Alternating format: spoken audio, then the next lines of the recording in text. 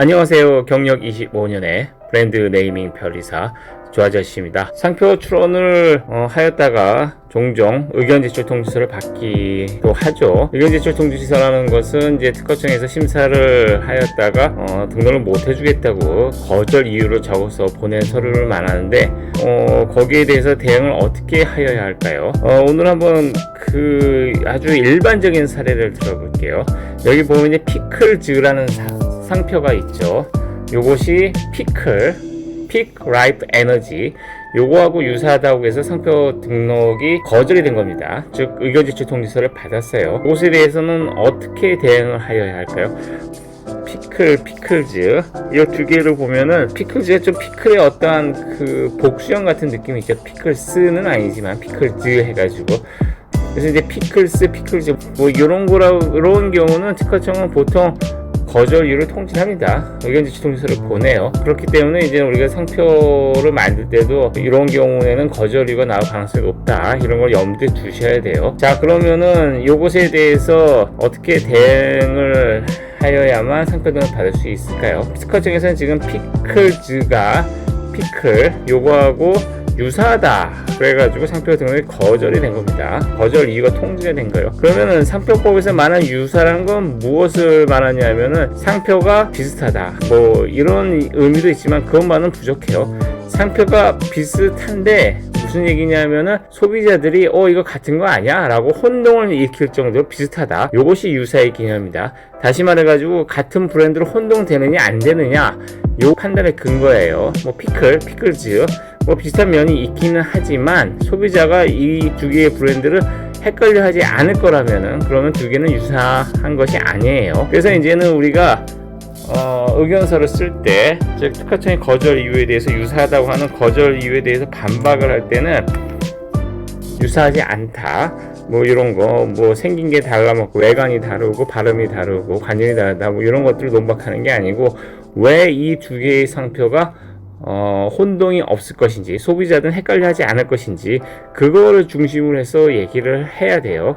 물론 이제는 주관적인 관점에서 쓰면 안 되고 객관적으로 주로 이제 판례에서 나오는 논거들을 가지고 얘기를 해봐야죠. 그래서 이제 이 피클즈라는 상표는 이분이 출원인 분이 직접 상표 출원을 하셨다가 거절을 받은 경우죠. 그래서 이제 거절을 받고 저를 찾아오신 경우입니다. 그래서 이제 요거에 대해서 좀 어려울 수도 있을지도 모르겠다는 생각을 했지만 뭐 어쨌든 간에 기본적인 생각은 피클 요거를 사람들이 헷갈려까지는 않았어요. 그래서 요거를 어떤 식으로 극복할 것이냐 판례들 서칭을 쭉 해봤죠. 그랬더니 이런 판례들이 보이더라고요. 뭐냐면은 티아라 많이 비슷하죠. 그런데 이 두 개의 상표가 유사하지 않다고 하는 판례가 있습니다. 그 판례의 논거는 뭐냐면 티아라라는 게 왕관이라는 뜻이죠. 그래서 티아라 하면 왕관이라는 관념이 즉각적으로 드는데 티아나 하면은 아무런 뜻이 없기 때문에 뭐야 이게 티아나? 이렇게 된다는 거죠. 즉 티아라는 이거 왕관, 티아나는 뭐 알 수 없는 거 이렇게 하기 때문에 소비자들이 이 두 개를 볼 때 구별할 수 있다는 것이죠. 그래서 여기서부터 힌트를 얻어가지고 뭐 비슷한 판례들 쭉 찾아봤습니다. 찾아봤더니 디스커버리 이런 경우도 디스커버리는 의미를 바로 알 수 있는데 디커버리는 의미를 알 수 없다. 그래서 두 개를 혼동하지 않을 것이다. 뭐 이런 판례들이 있습니다. 뭐 이후에는 이제 이런 유사한 판례도 쭉 찾았어요.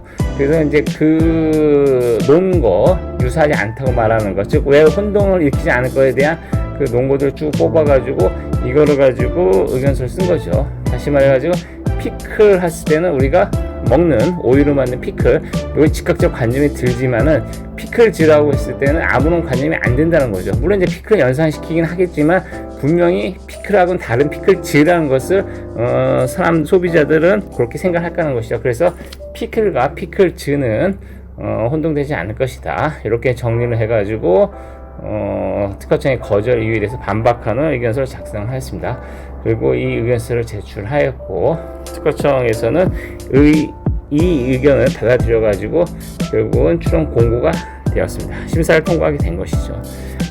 그래서 이렇게 특허청에서 상표가 유사하다는 거절 이유를 받았을 때는 뭐 두 개의 상표가 이렇게 저렇게 다르다 뭐 이런 얘기를 하는 게 아니고 왜 두 개의 상표가 소비자들이 혼동되지 않을 것인지 그거를 얘기해야 되고 그 논고는 판례에 근거를 두어야 강력하게 심사하는 설득할 수 있게 되는 것입니다. 시청해 주셔서 대단히 감사합니다.